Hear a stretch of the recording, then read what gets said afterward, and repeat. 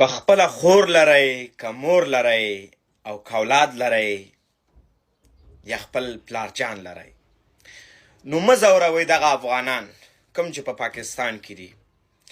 دغې خلکو ته مینه ورکئ. زه دا منم چې دغې خلکو به تاسو سره 40-50 کاله تېر کړي. ډېرې رشتې به مو سره په خپلو کې شوي. په تېر اخر کې د دو هغه زړونه مه ماتوئ. په یو ښه اخلاق سره، ښه سلوک سره د پاکستان نه ورته اجازه ورکئ. په تېر اخر کې د دو زړونه باید مات نشي. په تېر اخر کې چای پانی د دو نه باید وانه غستل شي. دو ته باید مینه ورکول شي.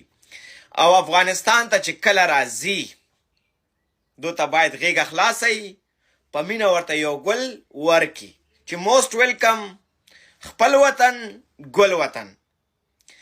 او زه مې بیا په خپلو افغانانو باندې سپیشل ویاړم.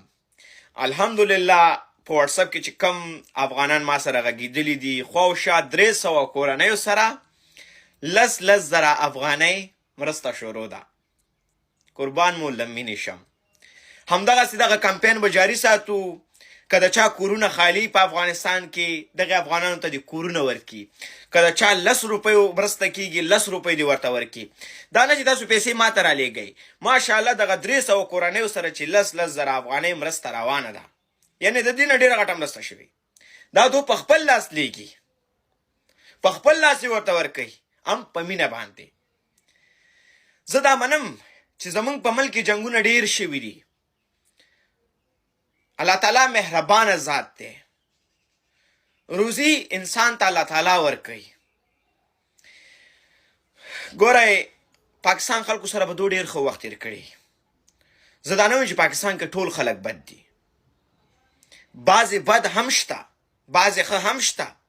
دا زه نه وایم چې پاکستان کې افغانستان کې به ټول خلک ښه یا ټول خلک به بد وي. ښه او بد په هر ځای کې شته. ګورئ پاکستان کې زموږ افغانانو وخت تېر کې، په افغانستان کې د پاکستان خلکو وخت تېر کې، کله چې په وزیرستان باندې او کله چې په پړچینار باندې سخت جنگ شروع شو، نو د پړچینار نه، د بلوچستان نه، د وزیرستان نه ډېر خلک خوست ته راغلل، پکتیا ته راغلل، نورو ځایونو ته راغلل. موږ ورته خپله غېږه خلاصه کړې وه. په مینه باندې ژوند تېر کې. دلته موږ سره هم رشتې وشولې او بیا که کراچۍ شوله، اسلام آباد شو، راولپنډي شوه، که هلته افغانان اوسېدل، غټ غټ بزنس یې وې، کاروبارونه یې غټ غټ وه، خپلو کې مې سره رشتې وکړلې. نو باید یو بل ته مینه ورکو. دا نه چې دو نن په نفرت باندې ولیږي افغانستان ته او بیا نفرت سخت شروع شي. تاسو هغه ګورئ چې زمونږ سپین ږیري جاړي، زمونږ خویندې جاړي، زمونږ میندې جاړي، زمونږ ماشومانان جاړي. ولې؟ چې ځورول کېږي. هغه هم انسانان دي. آیا تاسو خپل اولاد نه لرئ؟ تاسو خپله سپین ږیري مورکۍ نه لرئ چې دا ځوروئ؟ خواهش زما ویډیو خو ډېره خلک کسان ګوري که نه، د یو 2 کسانو خو په زړه کې رحم راشي که نه. ګل ورته په لاس کې ورکئ چې تاسو خپل وطن ته روان یې. لاړ شئ خپل وطن آباد کئ. دا نه چې تاسو کوتک راغستی او په کوتک باندې رسختوئ. دا زه هم مسافر یم په نیوزیلینډ کې، نور افغانان هم مسافر دي، د پاکستان خلک هم مسافر دي. آیا موږ په کوتکۍ ویل کېږو؟ نه. زمونږ په سر باندې دا خلک پیسې نه اخلي، دا خلک موږ ته پیسې راکوي. خو د افغانانو په سر باندې ډېر ډالرز پاکستان ته راغل. د سپینو خبرو اورېدلو جرأت بیا په هر چا کې نه وي، دا بدې لګېږي.